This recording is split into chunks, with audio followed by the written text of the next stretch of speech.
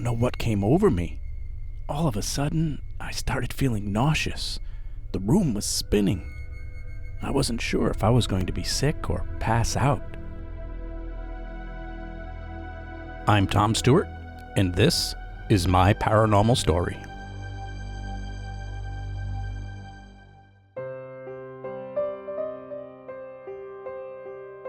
It's been a while since I added a new episode, but I'm back. The podcast just recently went over 1 million downloads. So a great, big, gigantic thank you to everyone who has listened to this podcast. I'm going to do my best to add more episodes regularly, and I have a few stories ready to go that I'm hoping to add over the next couple of months, along with this one. And this particular episode is a special one. It's about an investigation I did a couple of years ago at a haunted mill in Rhode Island. And this is going to be an interactive episode. I'm going to play an EVP for you that blew me away when I heard it. And I'm also going to tell you about a very interesting video that we captured, along with a very interesting photo. And all three of them are available for you to investigate for yourself on my website. So after you listen to this episode, head over to my website, myparanormalstory.com, and go to the blog section where you can check out the photo, the video, and the audio clip for yourself. Now, before I start, I want to thank everyone who has made donations to the podcast. That helps me out with the costs of keeping it running. And there's one person I especially want to thank, and that's Irene Frazier. She's made several donations over the years, and I thought it was time I gave her a special shout out for her support. So Irene, thank you very much. If you'd like to support the podcast by making a donation or by buying a t-shirt or a coffee mug, you can find links for all of those on my website. Again, it's myparanormalstory.com. And if you have a podcast and you'd like me to be a guest, it doesn't even have to be a paranormal podcast. It can be any kind of podcast. Just let me know. We can talk about ghosts, investigations, or whatever you want. Shoot me an email at myparanormalstorypodcast@gmail.com. Okay, that's enough of the business stuff. Let's get right to this episode.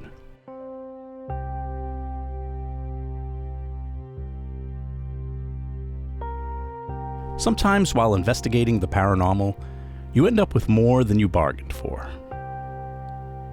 I've waited a while to tell you this story because I wasn't sure if I should, and if I did, how would I tell it? The investigation started out like most investigations, but none of us could have ever predicted the things we would discover. There's definitely a twist at the end. I don't go out on paranormal investigations much anymore, once or twice a year at the most these days. I'm just not that actively involved, not as much as I'd like to be. But when the opportunity arises, I jump on it, because I miss it. But it's just so hard to do with everything else going on in my life. I barely have time to do this podcast as often as I'd like. Now, this investigation took place in 2022. It was a case that just sort of fell into my lap. My good friend Bill Simus was at an event taking place at an old mill in Rhode Island. And as he was there, he started checking out some of the old black and white framed photos on the walls. And as he was looking at them, a man approached him and started telling him all about those pictures. He turned out to be the owner of the mill. And as they were chatting, Bill naturally brought up the question of whether the old mill was haunted or not. And the owner's eyes lit up. For the next hour, he told Bill a whole bunch of spooky stories. And by the end of the night, Bill had convinced the owner to speak to me about doing a paranormal investigation in the mill. A few days later, after several phone calls and text messages, I met the owner at the mill so I could get an idea on whether or not we should investigate. And he began to tell me many of the same stories he told Bill, and he showed me around to all the different locations where activity had been witnessed.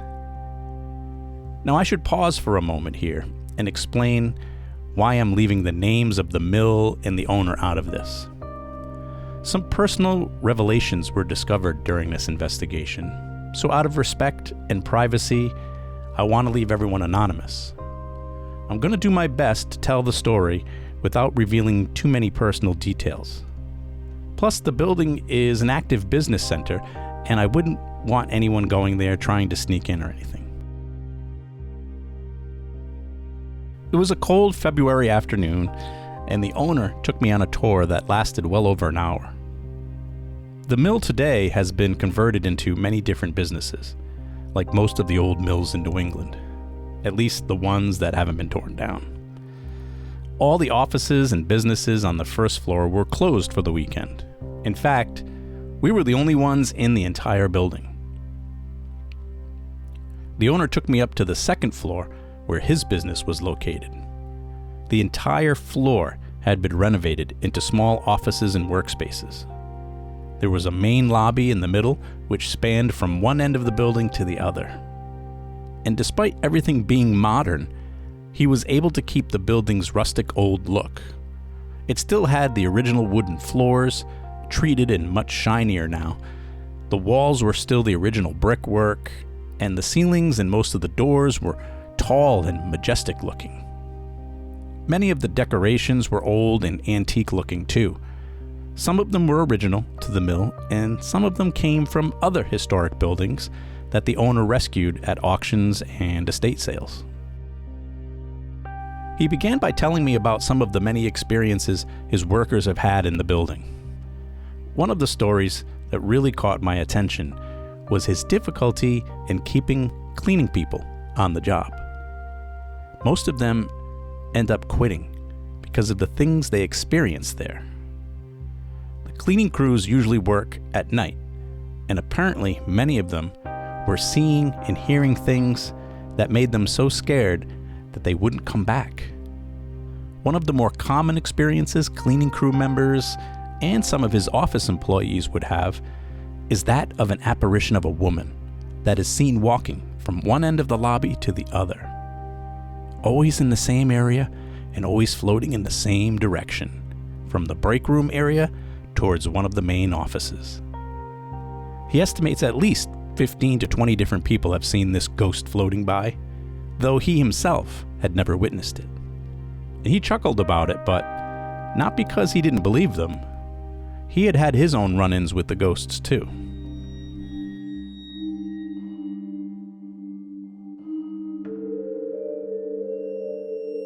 One night, while working late, after everyone had gone home, the owner was in his office, sitting at his desk, when he suddenly heard what sounded like people running around on the third floor above his office.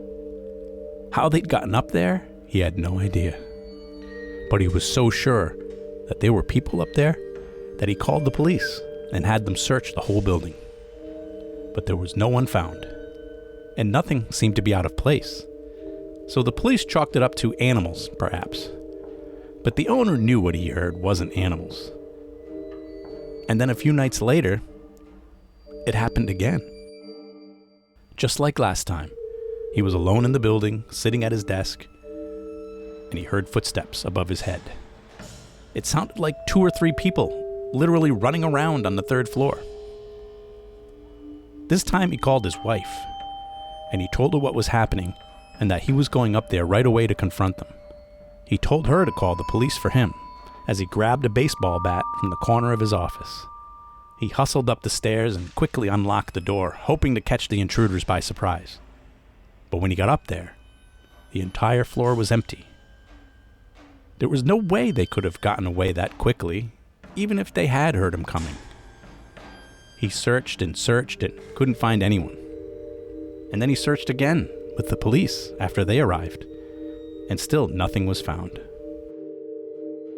After hearing this story, I immediately asked to see the third floor.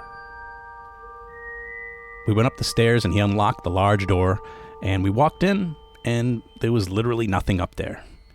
It was like stepping back in time. The third floor was the opposite of the second floor. Nothing had been remodeled or refurbished. It was all still original. Old wooden slanted ceilings, untreated wooden floors, and thick wooden beams everywhere. The only signs of anything modern were the HVAC systems and some old storage bins. As I walked around taking it all in, I couldn't help but think, if I was a spirit, this is definitely where I would hang out.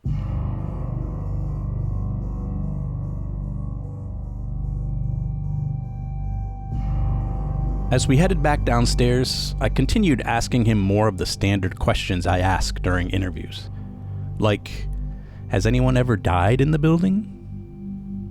And that's when he told me some of the darker history of the mill. It was built in the 1800s, a textile mill originally.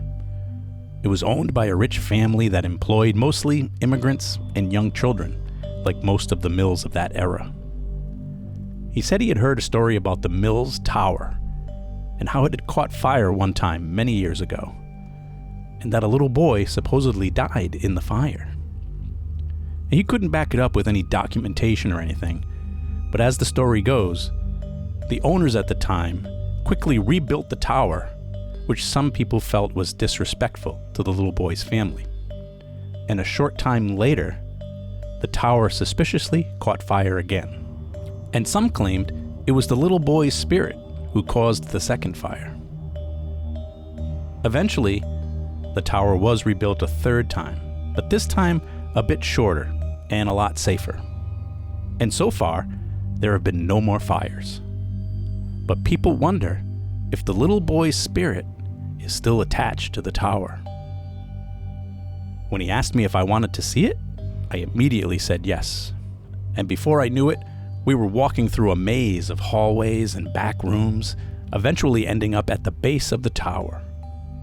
It was an old brick tower with concrete stairs and large boarded-up windows. We slowly began to climb up the stairs, up and around, up and around. Every 2 laps was equal to 1 floor of the mill, which I easily kept track of by the numbers on the huge double doors that were barred up on each floor. We continued to climb until we got to the top, the equivalent of 6 stories high. And we no sooner got to the top landing when something flew by our heads. It was a bird of some kind, nesting up there probably. When we looked up, all we could see was blue sky. Somehow, the large hatch at the top that allows roof access had been blown open and was completely missing. Perhaps from one of the snowstorms we had recently had, but who knows how long it had been open like that. We looked around for a few minutes when suddenly I started feeling nauseous. The room was starting to spin, and my stomach was turning. I wasn't sure if I was going to be sick or pass out. I don't normally have issues with heights, so I don't think that was it. I guess it could have been from all those stairs, but the owner is a much larger man than me, and he didn't seem winded at all. It was all I could do to not keel over, but I was too embarrassed to say anything, so I did my best to slowly descend back down the stairs, hoping he wouldn't notice how pale my face must have been.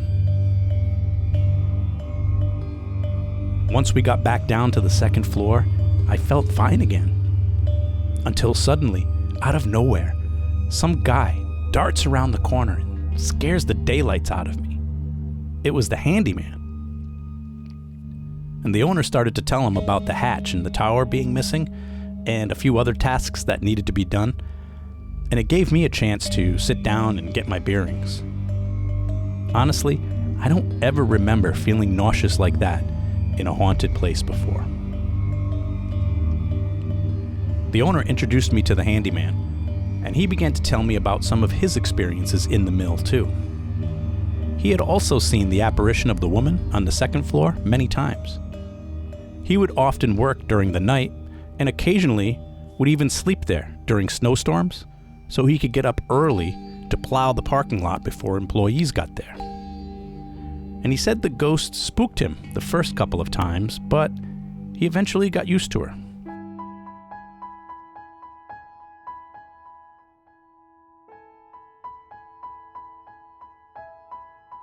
So after meeting with the owner, I reached out to my good friend Ken DaCosta and the Rise Up Paranormal group. And a week later, we all gathered at the mill after dark for an investigation. We started out on the main floor, the second floor, where the owner's business is. Julie, the camera whiz, immediately set up an IR camera in the direction of the path that the apparition is seen to walk in all the time. And the rest of us began doing some EVP work, electronic voice phenomena. Ken and myself set up 2 different voice recorders and started asking questions to see if any spirits would reach out to us with messages on our devices. But after reviewing the audio we recorded, there were a few strange sounds that might be voices, but I'm not sure. And the video that Julie filmed, unfortunately, no apparitions. But luckily, the night was just getting started.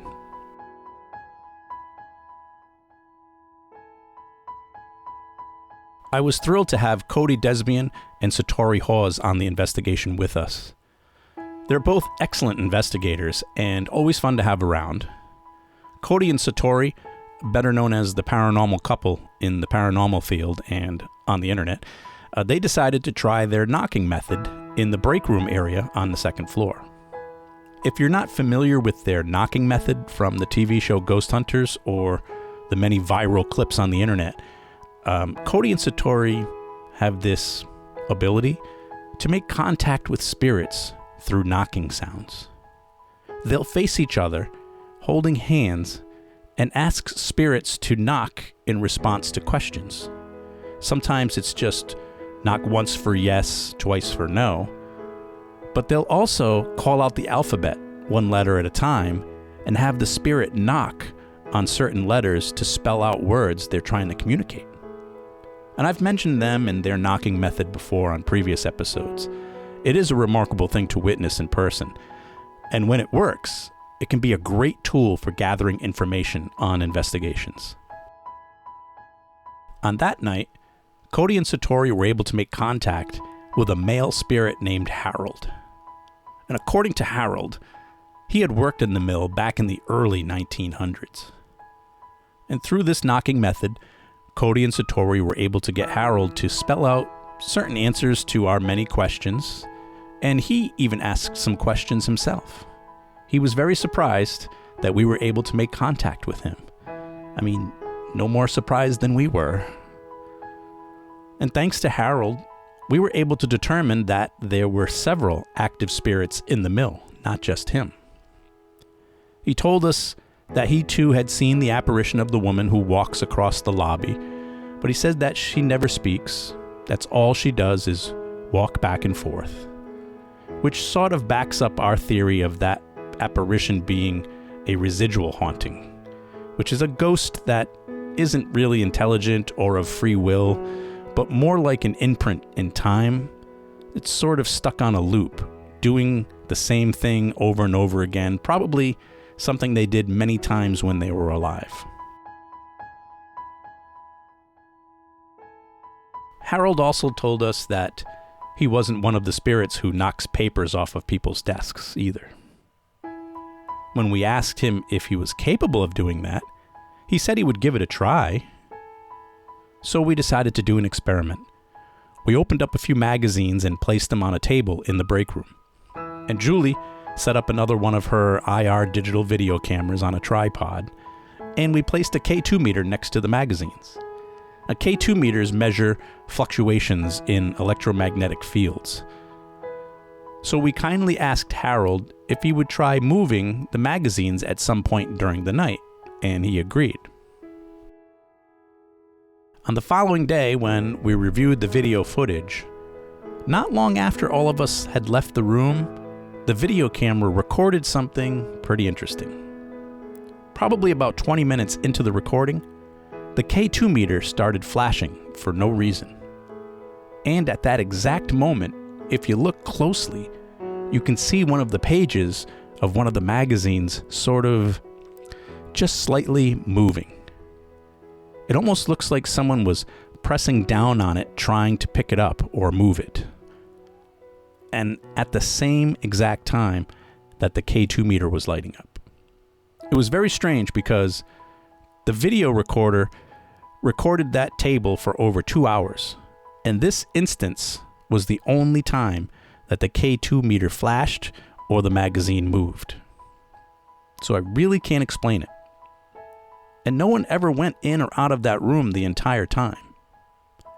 So if you want to see that video clip of the magazine moving, it's in the blog section of my website. Again, myparanormalstory.com.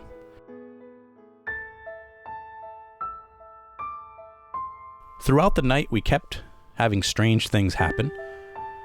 Cody had placed some motion detectors on the 3rd floor, where the owner had heard people running in the past. And at one point during the night, we heard the alarm sound of the motion detectors going off. So Cody and I ran up there, but naturally there was no one there. No people, no animals, nothing that would have or should have set off these motion detectors. But we did do some exploring while we were up there, and at one point I walked into this weird looking back room. The doorway was really short compared to the others, but I ducked my head under and went in with a flashlight and looked around. It was just another empty room for the most part. But as I turned around to go back out, I noticed something on the wall. They were drawings. I'm not sure how old they were, but they looked to have been drawn with pieces of brick. The drawings were crude depictions of a tall man dressed in what looks like a suit with an untied bow tie, standing next to a woman in a dress, I think. And the only thing I could think of this being was perhaps some old employees' drawings of the old owner and his wife, perhaps. I took pictures of the drawings, and I included one of them in the blog section on the website as well. As the night started getting late and we were getting closer to wrapping things up, I asked if anyone minded if the owner joined us for an EVP session. The owner had brought his 2 young grandchildren with him, and the 3 of them just hung out in his office all night while we were investigating. But he told me his grandkids were really big fans of all the ghost shows on TV, so I thought it would be cool to let them get involved a little at the end. So a bunch of us went into the break room, where it seemed we'd been having the most luck making contact with spirits, and we did an EVP session. And this was where things started to really get interesting. Ken let the owner's granddaughter hold his audio recorder and wear a pair of headphones that would allow her to hear the audio in the room at a much higher level. We gave them the gist on what to do, and they both started asking questions, hoping for responses. After about a dozen or so questions, the owner himself decided to ask a question, which you're going to hear in a second. He wanted to know if his late father was watching over him and whether or not he should sell the business. And his granddaughter, as you'll hear, repeats the question.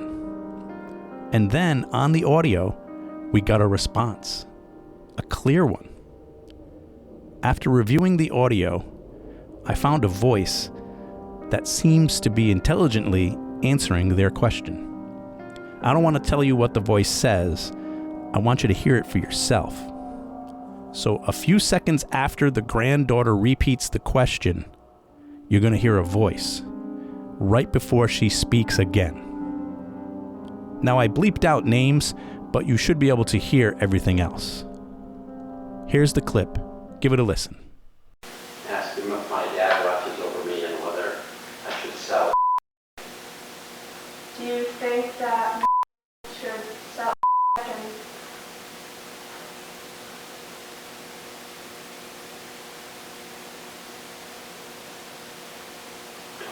it sounds like there's someone breathing in my ear.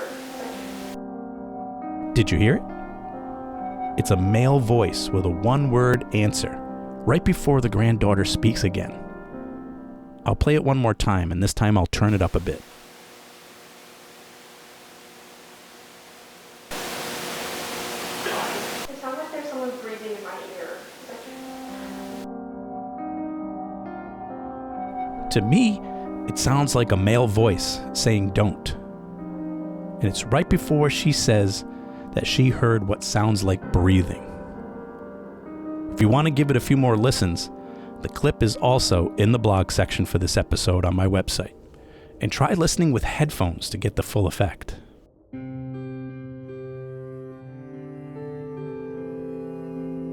After the EVP session with the owner and his grandkids, we were starting to wrap things up, and we were mentioning to him how Cody and Satori had made contact with a man named Harold.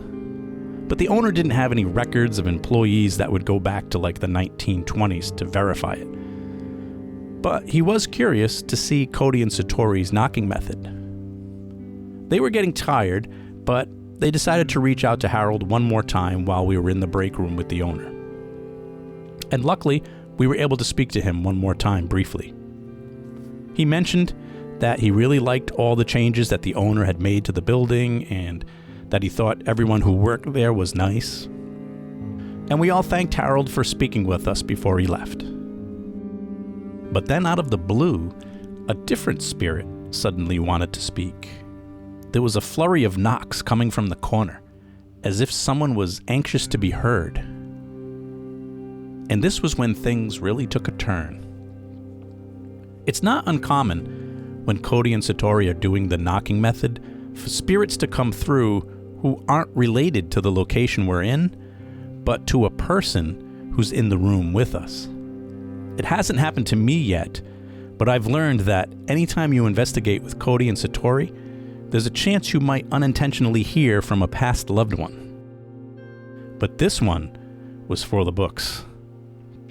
Now, I can't say any names, as I mentioned, for privacy reasons, but a male spirit came through, and he told us his name. But it wasn't a name any of us recognized.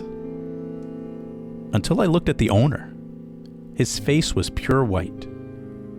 He had recognized the name right away, and I think he was a little spooked.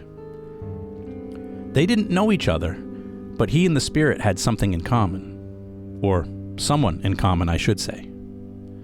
Now again, I apologize for being vague. I can't reveal too much without turning this into a true crime podcast, but apparently, some years ago, the owner's wife was previously married to another man. This man, the spirit, who was talking to us. And several years ago, when they were married, he went missing. He had gone out of the country on business and never came back. He disappeared, and no one ever knew what happened to him. And I wish I could tell you more, because we were all blown away as the owner confirmed the story. It turned out the spirit of this man wanted the owner of the mill to relay a message to his wife about what happened to him, and to also let her know that he was glad she moved on, got remarried, and that she was happy.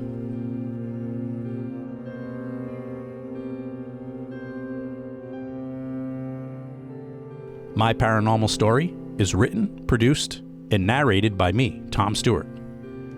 If you want to review the photos, audio, and video from this investigation, like I've said a few times, I've posted them in the blog section for this episode on my website at myparanormalstory.com. I'd also love to read your comments and thoughts about this investigation and this episode. You can leave them on my website, on my social media, or in the reviews on the app you use to listen to this. You can learn more about Ken DaCosta and Rise Up Paranormal at riseupparanormal.com, and also check out his weekly YouTube podcast called Dead Air Full Spectrum. You can learn more about Cody and Satori at their website, paranormalcouple.com, and look for them on past episodes of the TV show Ghost Hunters and Ghost Nation, and you're likely to see them pop up at a lot of para expos around the country as well. Music from this episode courtesy of Kevin MacLeod at Incomptech.com.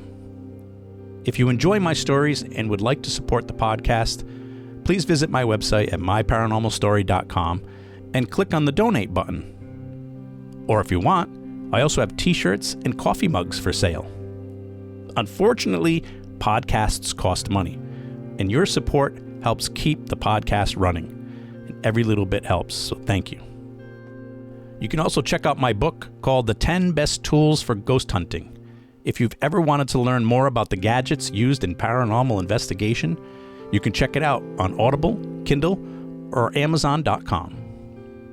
And please help my podcast grow by sharing your favorite episodes with your friends on social media. And feel free to follow me on Facebook and Instagram. Just search for My Paranormal Story. If you have a podcast and would like to have me as a guest, or if you'd like to ask me a question or tell me your paranormal story, you can email me at myparanormalstorypodcast@gmail.com. I always reply back. Thanks for listening. I'm Tom Stewart, and this is My Paranormal Story.